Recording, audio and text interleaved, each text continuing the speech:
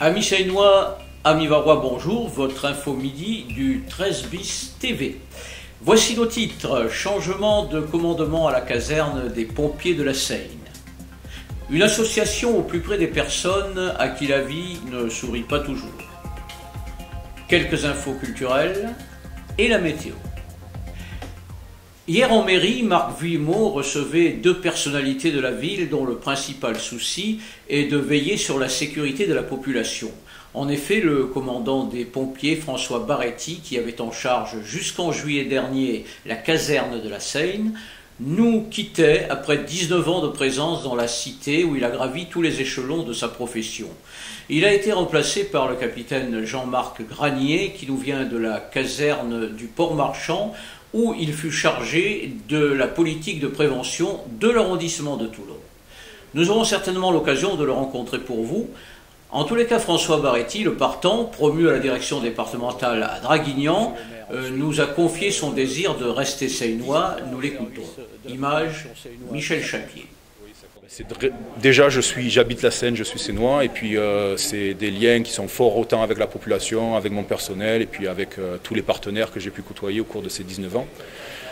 Oui, c'est fort. Voilà. Bon, maintenant, c'est le même métier. Je suis sapeur-pompier, mais avec d'autres fonctions à la direction départementale, à Draguignan, où je m'occupe de plans, je m'occupe des opérations, mais à un niveau plus large sur le département. Voilà. Vous nous disiez au micro que vous allez regretter un peu ce contact direct avec la population, puisque vous voilà promu, mais vous voilà en même temps un peu enfermé dans un bureau. Oui, tout à fait, mais bon, je suis quand même au service de la population, je veux dire, même si j'ai moins ce contact, je reste le travail que je fais et pour la population. Ça fait partie du service public, et, avec le même engouement et la même passion qui me dévore depuis que j'ai commencé ma carrière d'officier, de toute façon.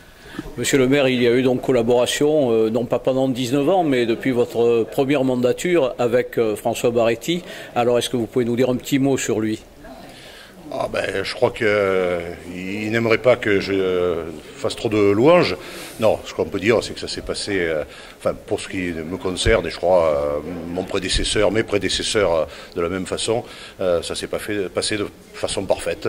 Des relations simples, des échanges chaque fois qu'il y en a eu besoin, et puis un service public qui a été rendu sous sa direction par nos sapeurs-pompiers, de façon absolument normale, et c'est-à-dire, comme toujours lorsqu'on parle des pompiers, extraordinaire, avec aussi la population de la Seine qui a accompagné dans les moments difficiles qu'a connu notre corps de pompiers à la Seine en 2003 notamment. Je crois qu'il y a ce partage de compassion qui a été évident, me semble-t-il. Donc c'était super pour les très bons moments qui ont été la majorité du temps, et il y a eu aussi ces moments difficiles où je crois que les Seinois ont témoigné aux pompiers, à cette grande famille des pompiers, toute leur compassion lorsqu'il y en a eu besoin. Merci. L'association Habitat et Humanisme vise à acheter et rénover des appartements afin de les louer pour un prix très modique aux personnes qui ont peu de revenus. Eddy Mechery, un des responsables, s'est confié à notre micro. Image, Michel Chapier. Interview, Luc Patintré. Votre association Habitat et Humanisme, est-ce que vous pouvez nous en dire quelques mots, s'il vous plaît ? Eh bien, volontiers. Donc, Habitat et Humanisme est une fédération qui regroupe 65 associations réparties sur la totalité du territoire. C'est une association qui a maintenant un peu plus de 30 ans. Et qui est dirigé et dont l'initiateur est Bernard Devers, qui est un ancien promoteur immobilier devenu prêtre. La fonction d'Habitat Humanisme, essentiellement, est de créer du logement social pour les plus défavorisés, de façon à les aider à reprendre pied dans la vie. Est-ce que vous avez quelques projets sur la Seine-sur-Mer ? Bien sûr. Alors, nous avons notamment donc la réhabilitation de 2 logements dont nous avons fait l'acquisition et que nous avons complètement transformé pour y accueillir des publics défavorisés. Nous avons également donc une maison qu'on appelle la Maison des Femmes et qui est destinée en fait à abriter des femmes battues. Où se trouve cette maison? Alors cette maison se trouve rue Blanqui à la Seine-sur-Mer. D'accord. Des projets dans l'avenir? Alors nous avons de nombreux projets, notamment un projet enfin qui va être bientôt clos, puisqu'en fait on en est à plus qu'un projet, mais à cette dernière étape. Il s'agit d'une pension de famille qui se situe à Gonfaron et qui doit abriter 25 personnes, 25 foyers. Chacune de ces personnes aura un habitat autonome et pourra profiter de lieux communs qui seront à leur disposition, le tout étant animé par une maîtresse de maison et un hôte. À vous entendre, Eddy, l'humanisme, c'est une passion? Ah, l'humanisme, c'est une passion, c'est une nécessité et j'espère la faire partager le plus grandement possible avec tous mes interlocuteurs et tous vos auditeurs. Le dimanche 12 octobre, la chorale de la mer donnera son concert d'automne en l'église Notre-Dame de la Mer. Les choristes, sous la direction de Janine Pioche, y interpréteront des chants sacrés à travers les siècles et autour du monde.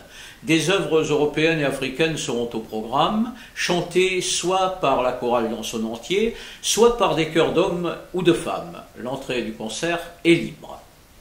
L'espace municipal culturel Tizot propose pendant la semaine du 20 au 24 octobre divers stages de peinture et d'art plastique. Les renseignements sont à demander au 94 30 61 85 dans son numéro d'entier. Cela fera le 04 94 30 61 85. Vous pouvez aussi faire des réservations.